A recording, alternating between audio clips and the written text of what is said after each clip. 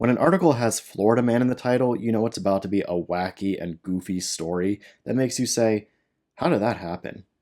Well, unfortunately, nowadays, whenever an article has Florida Surgeon General in the title, it makes you say, how is that guy a Surgeon General? Hey, I'm Dr. Wilson. I'm a PhD molecular biologist, and I just wanted to make this quick video telling you why the Florida Surgeon General is in the news lately. Dr. Joseph Ladapo is Florida's current Surgeon General, and he was appointed by Florida's current governor, Ron DeSantis. Last year, Dr. Ladapo released a report of COVID vaccine safety in Florida, and the report claimed to find that COVID vaccines were associated with an increased risk of cardiac death in males. These results ran contrary to what the rest of the scientific and medical community all over the world were finding, so a lot of scientists were calling dirty barnacles on these results. And now Dr. Ladapo is in the news because recent evidence is showing that these data are in fact not completely honest. This evidence comes from Freedom of Information Act requests submitted to Florida's health department, and through those, people were able to obtain previous versions of this paper before it was actually published. And there were some pretty significant changes that changed the message a lot. Dr. Ladapo has responded to some of the accusations that he was up to something fishy when he was making these changes by saying that he wasn't. But I'm going to go through some of the key changes that he made and let you decide that for yourself. The first questionable change here comes from this table, where in the final version of the paper, it only includes data showing cardiac death events following COVID vaccines. However, in previous versions of this report, it also included a section for cardiac deaths following COVID infection. And these results made it pretty clear that COVID infection was much more dangerous than COVID vaccination. The numbers don't lie here. Dr. Ladapo specifically removed that portion of the table from the final document. The text of the earlier version correctly points out that in order for people to make a rational risk-benefit decision when it comes to COVID vaccination, they should know the risks of COVID vaccination versus COVID infection without being vaccinated. But with the COVID infection data removed, people aren't going to be able to make that decision as easily, are they, Dr. Ladapo? So, why did he remove it? He doesn't give any reason for it. Another pretty big change that was made to the rough draft of the paper before it was actually published was the removal of an entire analysis.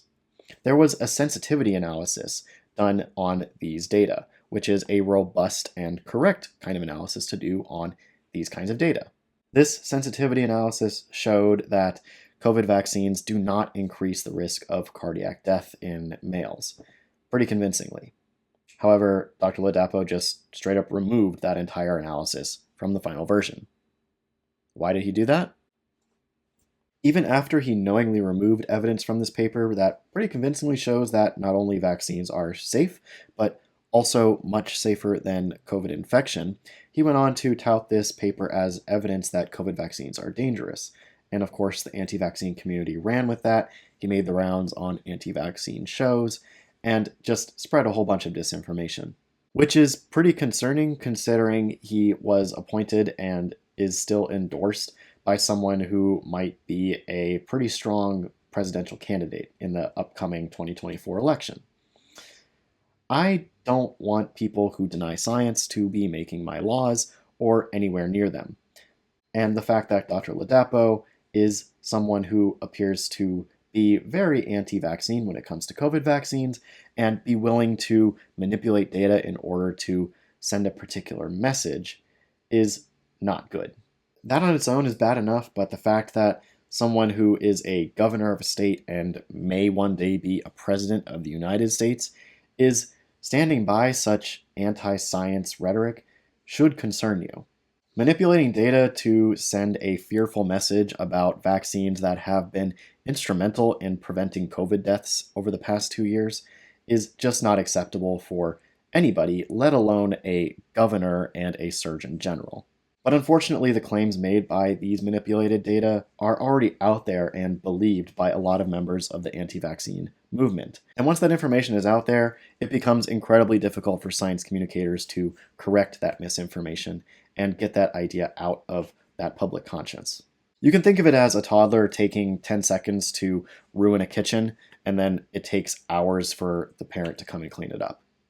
I know, I've experienced it.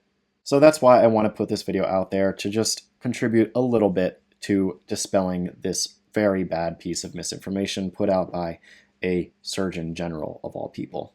Speaking of doing a lot of work to debunk a piece of misinformation, I want to thank Dr. Jonathan Laxton and others for doing the work of putting in the Freedom of Information Act requests that acquire these previous documents and then going through and analyzing what they actually showed.